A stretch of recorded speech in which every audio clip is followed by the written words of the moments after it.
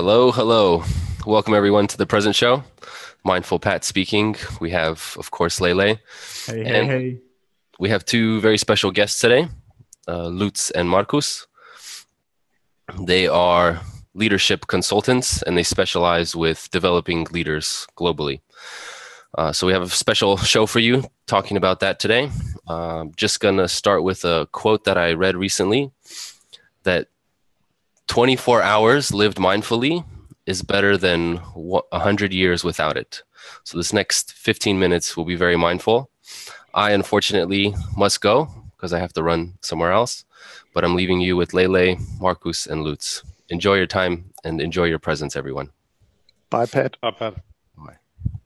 Ciao, Pat. So, what are we going to be talking today? So we have two awesome professionals, right? And actually, I let them to present themselves and letting us know what they're doing, and also how mindfulness could actually be connected. So let's start from Lutz.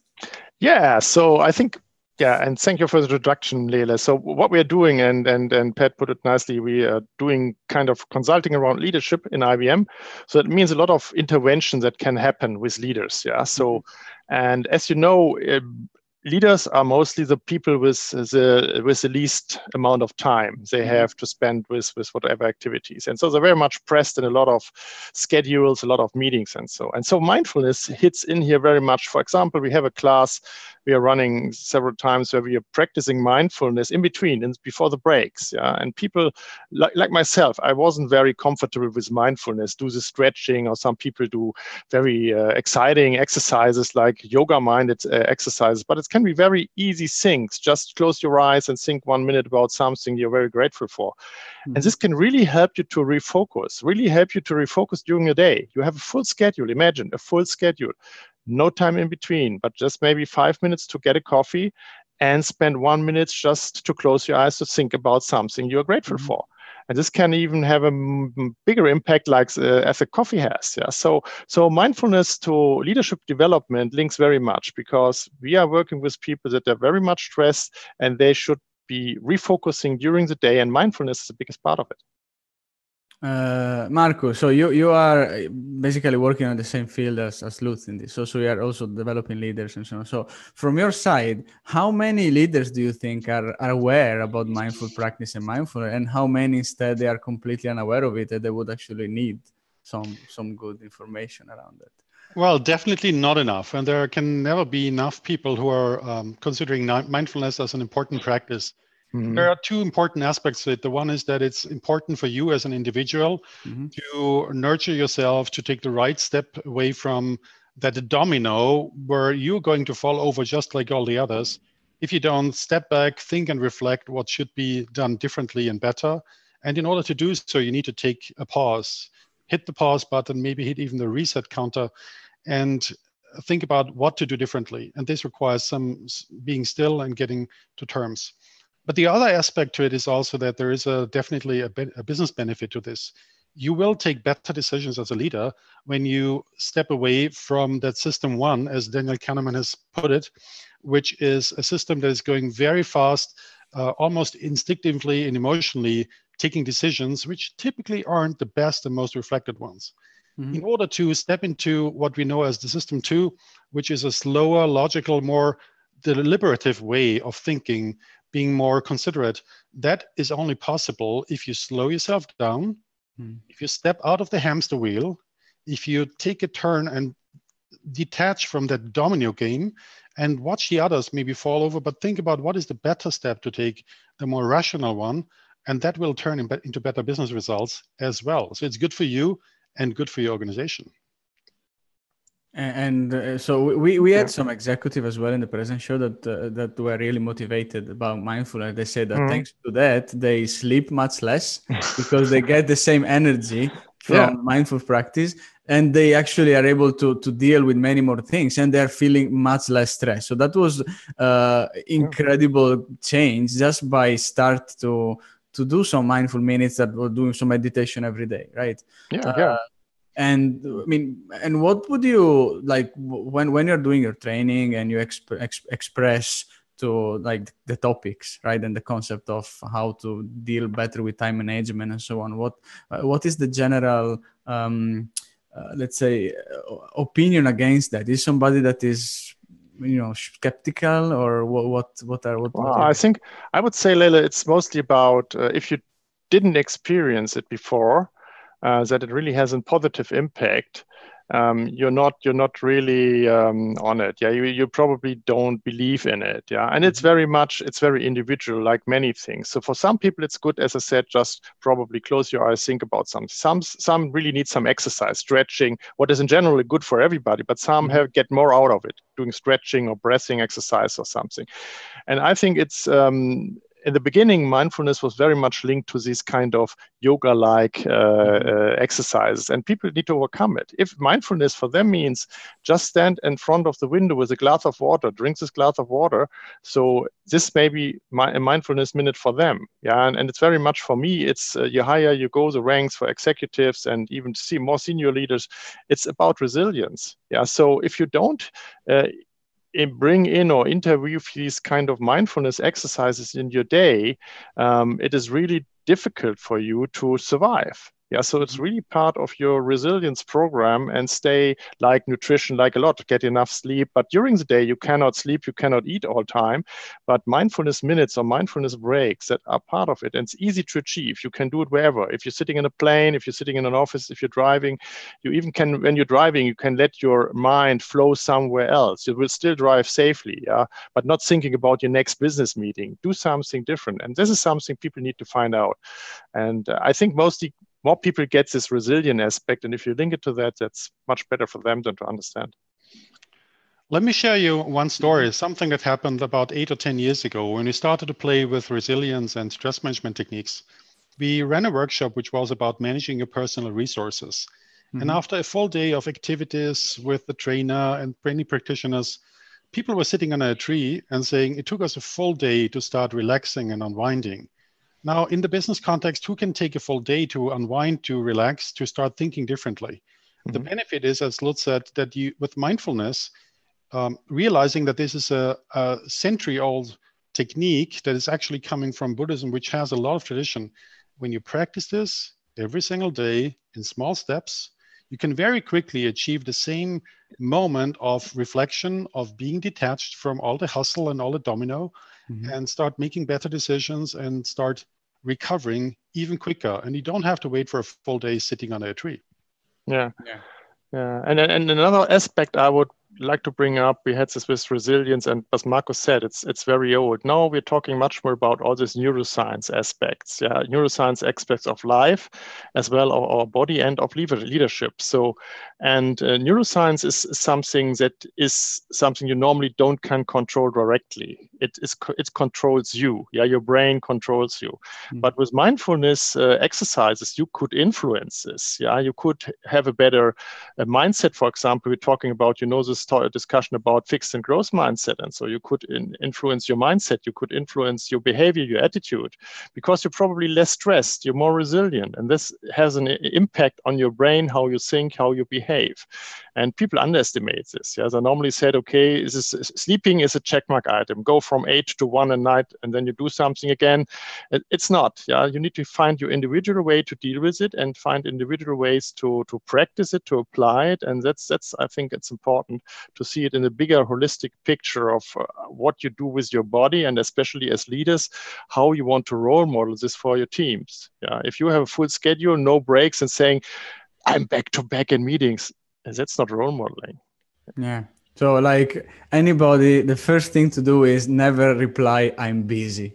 Because nobody is effectively busy. We own our time generally, and we can really be mindful about it in different ways, right?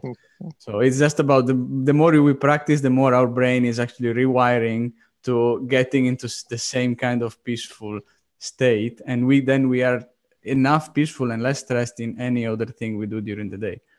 So maybe a good advice that we're also sharing along these lines, because people might get the impression of people are constantly in some sort of trance, floating through IBM and not really being fully switched on. It's not the case, but in reality, we all know we have ups and downs during a day.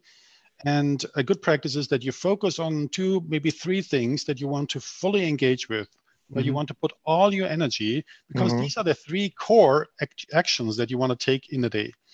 And so before you enter them, make sure that you nurture yourself, that you step back, rest, and maybe have a mindful minute in order to relax yourself, lower your brain activation, and take the better and more conscious decisions. Yeah. And along with this, we know that's been already research from decades ago. We know that Yerkes Dodson curve of performance that goes together with brain activation. Some people need a high level of brain activation in order to perform well. But what if they overactivate? Then the performance will go down. So in order to manage this from the brain selectivity, that will be taking them back to the right performance of activation so they can take the better decisions. So when it's needed, do it in the right time. Prepare for this, mark your calendar. These are the 3 things where I want to be mindful, where I want to fully focus on, because they will make a change in career, in business decisions, or in people relations, and focus on them and try it there. Yeah. So important is also to try one thing we said in one of the shows is to establish a new habit. It takes about a month or 21 days, right, generally to do that. So the beginning is always harder than going on. And if we start and then we stop after 2 or 3 days, so the idea is if we want to create a new practice, we need to give a little bit of effort at the beginning, right? And it's good to link it to other activities. For example, for mindfulness, you can say after every 2nd or 3rd meeting a day, I have a mindful minute, and you make this kind of easier instead of no, not yet. Let's do it on lunchtime or something. So, but if you have something that links it to your daily activity you're anyway doing, that can be helping you much faster to build up this habit about mindfulness exercise. Yeah. So, for example, every time we watch the Present Show on Mondays, or every time what MindfulPat is saying, every time we drink a glass of water or we eat certain thing, then we can connect that. Exactly. Yeah. And I know that Marcus, you are also you studied philosophy, right? Psychology. You're right. Psychology. So in this, there is a connection as well with between the like mindfulness and the concept of solitude, right? So the fact that we are like when like learning to stay alone, right, with ourselves. They're not lonely, but solitude. Like it's something that it's harder nowadays to get because we always get to our phones, or we always get to trying to cover any kind of hole we have in our day. And mindfulness is also try to learn to not covering all the time, but try to be with ourselves in the best as we can, even if we are just being ourselves, not human beings, and just doing nothing in particular, but that is useful to start the practice. Absolutely, definitely. With psychology as well.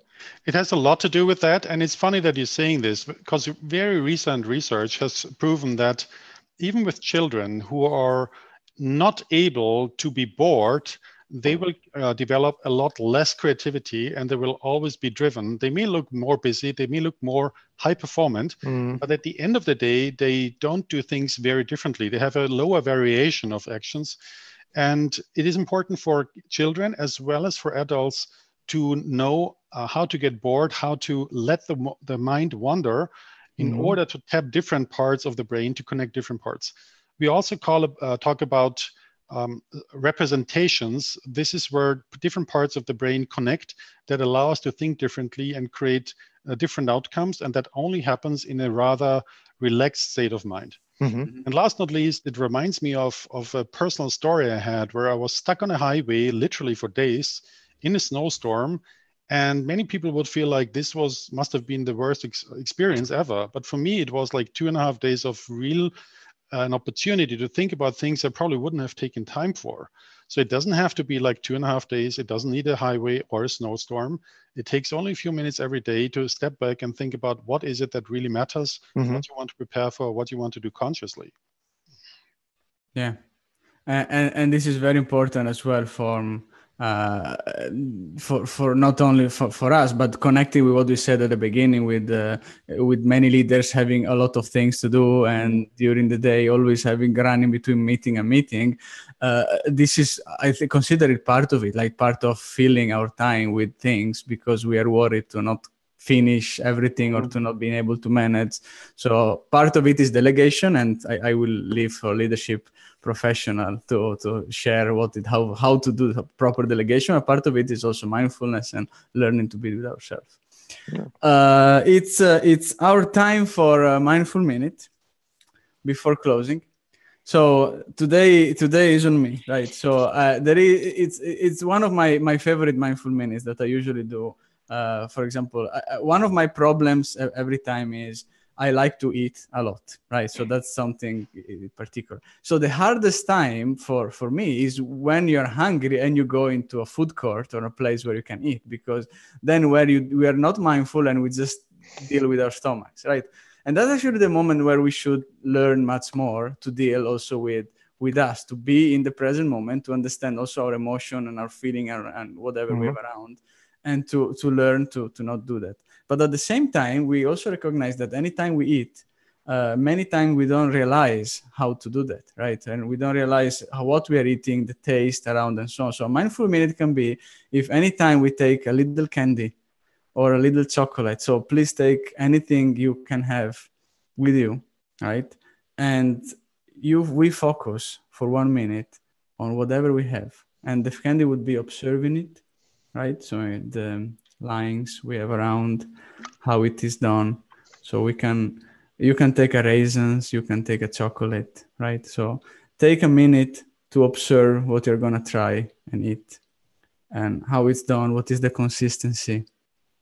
And then we can also try to smell it, right? If it has a smell or we don't have it. Marcus has a cola. A water. Right?